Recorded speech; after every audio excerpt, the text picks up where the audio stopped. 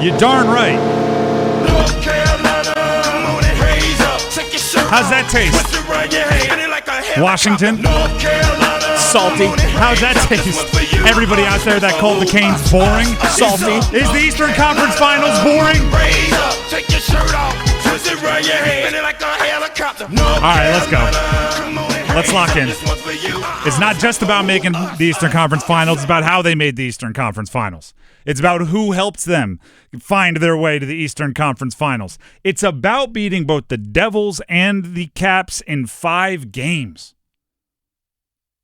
It's about doing the things that people said the Canes couldn't do.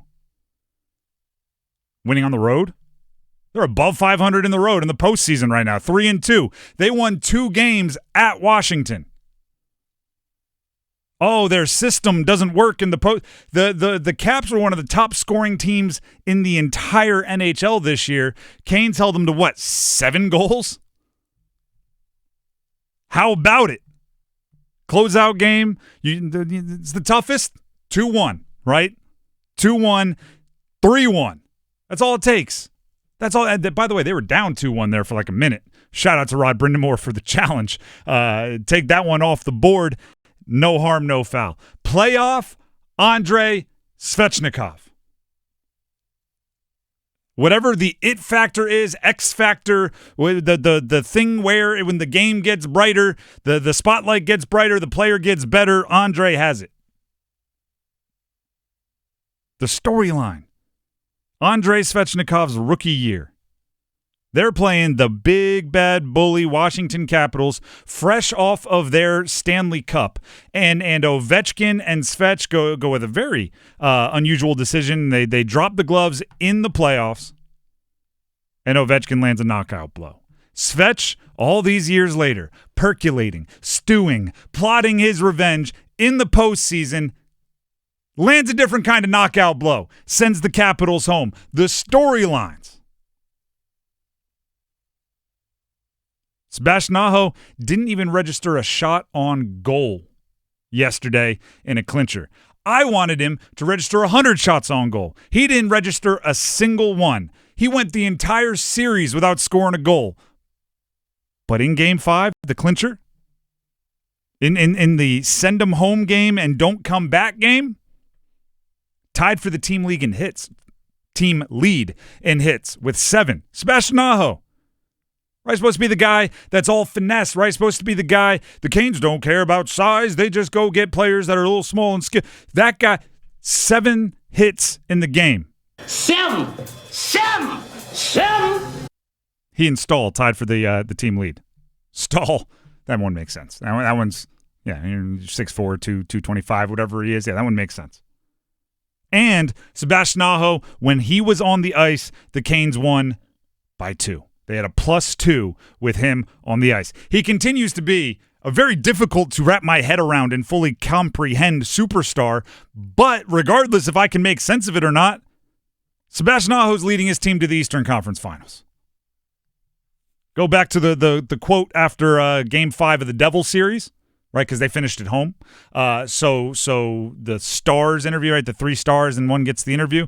Svechnikov. Obviously, we're not here to make the second round. We're here to go all the way. Job is not done. Well, job is about halfway done if you're trying to go all the way. 2 series down, 2 more to go, and it'll start with either Toronto or Florida in the next round. That was, for lack of a better term, a very Canes win. It was I'm talking about the series, a very Kane series. What was the final, what did it end up with? 15 goals? 15-7 goal-wise. 15-7. 15 goals, was it 12 goal scorers? 11. 11 goal scorers. That Yep. is a Canes, and with Svech scoring a bunch of them. Yeah, Svech had 3 in the series. So there was Svech, 3. Everybody else got involved somehow. Darn near everybody else got involved. Here's that very Jordan Stahl, who scored his first goal of the series to start things off yesterday, on getting contributions throughout the entire lineup. We've loved the way this team has kind of come together and everyone's little roles and scoring is big in playoffs and especially the way we play, always a lot of tight games. So every goal is huge, and when everyone's kind of chipping with that, it takes pressure off of guys like Svech, and it's important to kind of keep doing that. I have a lot of favorite parts. You're going to hear me today. Today is the day for me that like the ESPN debate shows have for top 5 quarterbacks. I don't know if people notice this, but they say like that guy's top 5, and they'll say that throughout the show to 12 different players, and just no one makes them count. I'm going to tell you my favorite part about the win 10 times today, and it's going to be a different part every time. You know what was my favorite part about that series win? And it's going to be different just because I liked it all. My favorite part about that series win is you could tell the Canes as an organization, and I believe the Canes players, kept receipts. The moment that thing went final, Canes Twitter puts out a video of people calling them boring with just the little caption there, right? Is the Eastern Conference Finals boring, or whatever the wording was? Brent Burns. You don't think Brent Burns heard everybody all year? Oh, looks ancient. Oh, he's moving slow. Oh, another turnover. That guy was on the ice a ton, by the way, in the series. 1 goal allowed when he was on the ice. Brent Burns played well. Dmitry Orlov played well. Obviously, I mean, Jacob Slavin. It's less surprising, but played well. Sean Walker played well. He was outstanding. Right? They heard you. Andrei Svechnikov, count me amongst them. I was looking for explanations as to why the pop from Andrei Svechnikov wasn't around anymore. We were looking at the miles per hour on the GPS that he wasn't reaching, that he was early in his career. We're talking about maybe the injuries got. Postseason showed up. What happened? Turned into playoff Andrei. He's been one of the best players on the ice most games. While adding all of this goal scoring, second leading goal scorer in the postseason, by the way, 1 goal behind Mikko Rantanen. But if we're being real, 2 games less than Mikko Rantanen. So, I mean, right now, if you gave Svech 2 more games, I'm expecting a goal. That's going on. He's not going to the box, which... Shh. Hey, don't tell him that.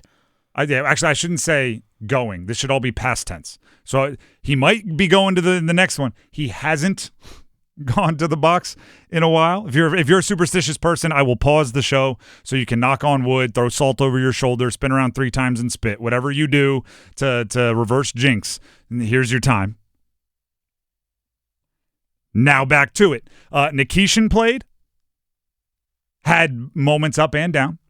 But now that seal is broken. The wrapping has been ripped off, and you can let him play or not play depending on what the roster calls for. I believe it'll be big if Jalen Chatfield can come back. He was missed.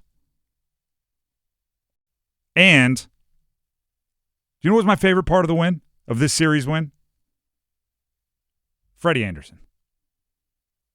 Freddie Anderson, this postseason, is unreal to the point where he might be getting taken for granted, which is absurd based on, A, how good he's playing, and B, how maybe wavering our confidence has been in the goalie situation for the Canes. But he's played 10, he did miss 1. 9, what do we have, 9? He played 9, 8.5. Really good games in goal. And that goes for last night as well. There is something about this team that is different. There is something about this team where the vibes or the mindset is right, and that cannot be overlooked. But I think everybody's mindset in hockey of any kind, if you're a skater, your mindset, it's easier to be right in your mindset when you trust the guy behind you. And that's been Freddie.